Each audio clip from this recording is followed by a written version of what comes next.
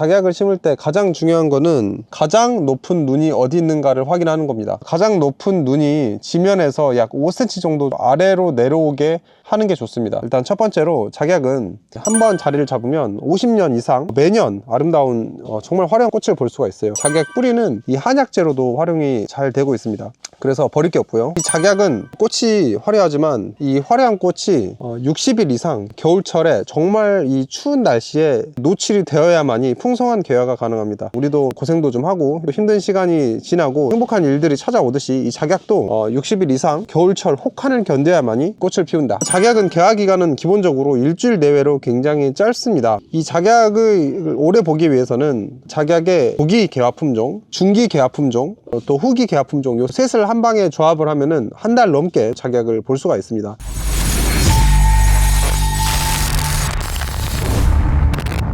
네, 안녕하세요. 귀농신 안피디입니다. 오늘은 한 번 심고 50년 볼 수 있는 요 작약을 잘 심는 방법 알려드리고자 합니다. 이 귀농의 신이 봄을 맞아서 판매하는 작약 8종도 소개시켜 드릴 예정입니다.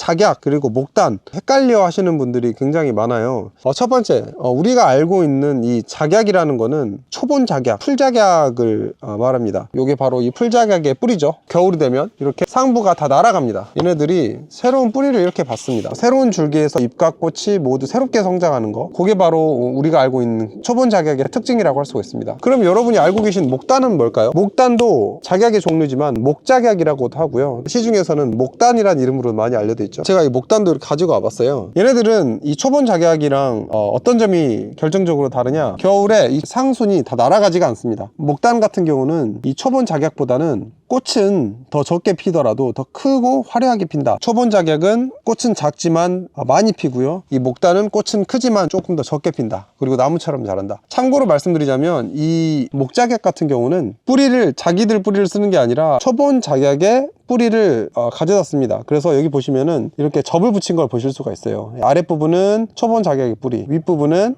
목작약을 쓰는 거죠. 이 초본 작약에서 이렇게 줄기가 나온 거 보이시죠? 네, 이게 바로 이 초본 작약이었다는 증거인데, 사실 얘네들은 끊어주는 게 좋아요. 왜냐면 세력이 커져버리면 정작 키워야 하는 요 위에 애들이 성질을 더 발현을 할 수가 없습니다. 그래서 이런 애들은 좀 보시는 대로 과감하게 좀 끊어주시는 게 좋다. 자, 그러면 저희가 본격적으로 필드에 나가서 같이 한번 심어보도록 하겠습니다. 기본적으로 초본 작약은 햇빛이 하루에 6시간 이상 드는 곳이 좋고요. 가장 먼저 봐야 될 거는 촉의 위치입니다. 그래서 얘를 기준으로 저희가 한번 심어 보도록 할게요. 중요한 게, 심을 때는 가장 높은 촉을 기준으로 5cm 정도 덮어주시는 게 좋습니다. 이렇게 덮어줘야 되는 이유는 지금 봄이잖아요. 갑자기 또 꽃샘 추위가 올 수가 있거든요. 이 줄기가 나온 상태면 얘네들이 데미지를 입을 수가 있어요. 두 번째는 10cm보다 더 덮어버리면 나중에 꽃이 올라오는데도 데미지가 있을 수 있기 때문에 약 5cm 정도가 적당하다. 심을 때 제일 중요한 게 뭘까요? 배수가 무조건 잘 돼야 됩니다. 얘네들이 뿌리 썩음에 굉장히 약하거든요. 지금 여기 땅을 한번 보시겠어요? 약간 황토끼도 있어가지고 배수가 그렇게 잘 되는 땅은 아니에요. 한번 이렇게 손을 바스러 보세요. 이렇게 잘 안 뽀개지잖아요. 배수가 잘 안 되는 땅이거든요. 땅을 좀 퍼낸 다음에 거기를 원예용 상태로 채워볼까 합니다.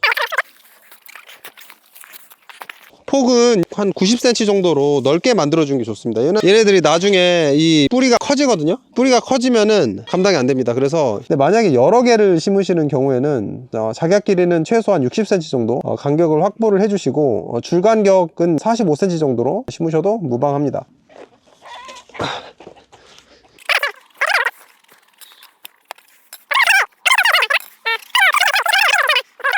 자, 그럼 여기 이제 심을 건데요. 가장 높은 촉 기준으로 심어 볼게요. 5cm 정도 덮으면 좋다 그랬죠? 네. 그래서 여기서 이렇게 덮어줄게요. 자, 그러면은 물을 주도록 할게요. 뿌리가 옮겨가지고 스트레스를 받은 상황이거든요. 특히나 작약은 뿌리 옮기는 것에 대한 스트레스가 굉장히 큽니다. 활착하도록 물을 주도록 하겠습니다. 지금 촉이 튀어나와 버려서 다시 한번 좀 이렇게 좀 주도록 하겠습니다. 자, 이 정도 되면은 촉도 안 보이고 좋습니다. 멀티코트인데요, 완효성 비료죠. 네, 완효성 비료라 하면 얘네들이 양분이 갑자기 가는 게 아니라 6개월에 걸쳐서 천천히 내려가는 걸 완효성 비료라고 하고, NPK 밸런스를 갖춰서 다 들어가 있는 상태입니다. 귀농이신 작약을 5만원 이상 구매를 하시면 저희가 멀티코트 한 통으로 봄맞이로 좀 드리고 있죠. 자, 얘를 좀 주도록 하겠습니다.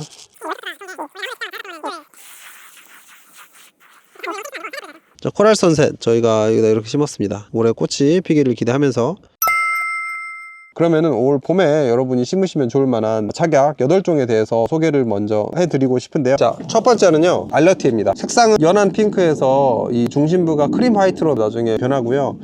반겹꽃 세미 더블 형태로 피고요. 이 꽃잎이 굉장히 부드럽고 오늘 소개해드리는 애들 중에는 개화 시기가 제일 빠르다. 크기는 70에서 한 90cm 정도 되고 개화 시기는 5월 초, 조생종입니다. 내한성은 영하 30도까지 견디기 때문에 대한민국 전역에서 월동을 한다. 향기는 별 5개 중에 2개 정도라고 보시면 되겠습니다. 조생종이라는 거는 꽃샘추위라든지 굉장히 변덕스러운 봄 날씨에도 크게 영향을 안 받고 강하게 잘 자란다. 자, 두 번째는요, 이 아테네라는 애들이에요. 핑크빛 바탕에 중심부가 노란색으로 잡혀있는 모습 보시죠? 얘네들은 소형이기 때문에 베란다에서 키우기 쉬운 작약이다. 그리고 키가 작기 때문에 60cm 정도밖에 크지가 않고요. 개화 시기는 아까 처음에 보여드렸던 알러티에보다는 조금 더 느립니다. 그래서 5월 초중순 정도 핀다, 그렇게 보시면 되고요. 내한성은 영하 30도까지 한국 전역 월동이 가능하고 향기는 아까 처음에 소개해드렸던 알러티에보다는 조금 더 좋습니다. 별 5개 중에 별 3개 정도, 중간 정도라고 보시면 될 것 같아요. 세 번째는 엘리자 런디예요. 얘네들은 보시면 굉장히 짙은 붉은색이 나오죠. 짙은 붉은색인데 나중에 퍼플색이 좀 감도는 색깔로 변한다, 그렇게 보시면 될 것 같고요. 꽃이 굉장히 단단하고 향도 굉장히 깊은 편이고요. 크기는 약 80cm 내지 90cm까지 자라는, 그리고 개화 시기는 5월 초중순 정도, 조중생종 정도 보시면 될 것 같아요.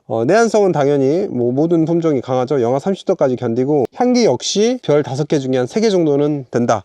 이렇게 강렬한 빨간 거 키우고 싶으신 분들, 진한 향을 좀 맡고 싶다, 이런 분들은 엘리자 런디 추천을 드리고요. 다음은요, 코랄 선셋입니다. 제가 개인적으로 가장 좋아하는 애들이에요. 얘네들이 코랄 핑크 색깔에서 살구색, 마지막에는 크림 화이트 색을 띠기도 하면서 굉장히 다채로운 색을 보여주고, 얘네들이 투명 크리스탈처럼 빛을 보이는 게 코랄 선셋 색깔이에요. 이게 1981년 미국에서 이제 개발된 품종인데 꽃색이 가장 많이 변하는 그런 특징을 가지고 있습니다. 키는 굉장히 큰 편이에요. 80에서 한 1m 정도까지 클 수도 있고요.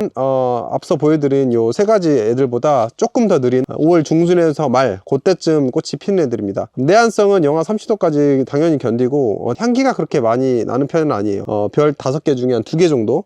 색이 굉장히 자주 변하는 게 특징이라고 말씀드렸는데, 얘네들은 햇빛을 많이 받으면 받을수록 색 변화가 선명해지는 특징이 있어요. 그런 점들을 참고하시면 좋을 것 같습니다. 다음으로는 이 선명한 레드 색깔을 띠는 이 캔자스에 대해서 보여드릴 건데요. 1940년대 미국에서 개발이 된 애들이고 꽃잎이 굉장히 단단하면서도 개화 후에도 오래 유지가 되는 애들입니다.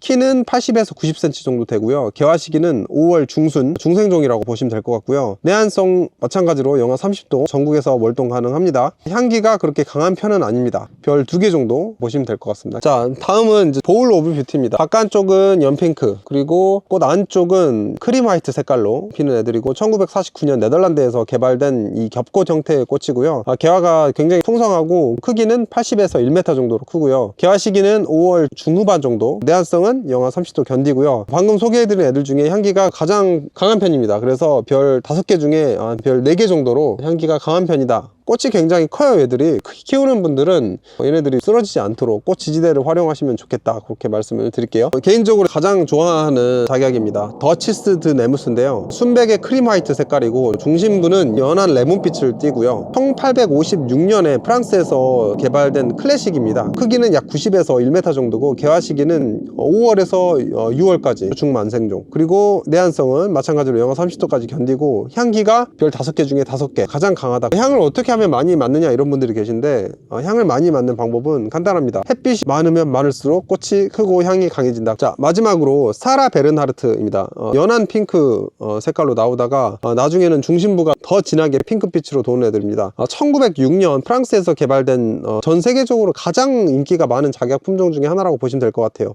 키는 90에서 약 1.1m 정도까지 자라고요. 개화 시기는 5월에서 6월까지 중만생종이라고 보시면 될 것 같습니다. 내한성 역시 영하 30도 견디고 향기가 우리 앞서 보여드린 이 더치스 드 네무스보다는 조금 약하지만 그래도 별 5개에서 4개 정도는 된다.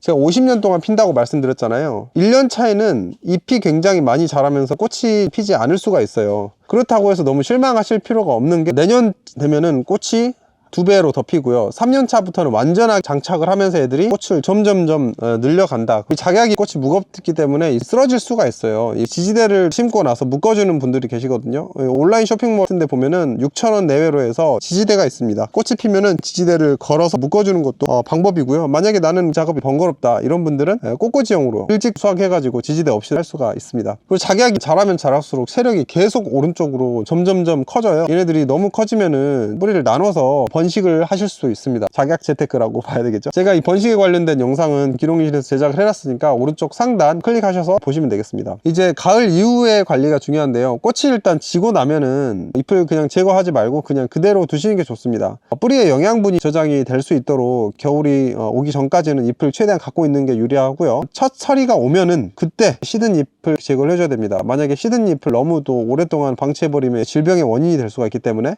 가을철 이후에 첫 서리가 오면은 시든 잎을 제거를 하시는 게 좋다. 혹시 더 궁금하신 점이 있으시면은 언제든지 댓글에 남겨주시고요. 혹시 작약을 심고 싶다 하시는 분들 지금 식재 아주 좋은 시기니까요. 언제든지 위에 번호로 전화 주시거나 댓글란에 기농의 신 스마트 스토어 이용해 주시면 감사하겠습니다. 네, 지금까지 기농의 신 안피디였습니다. 감사합니다.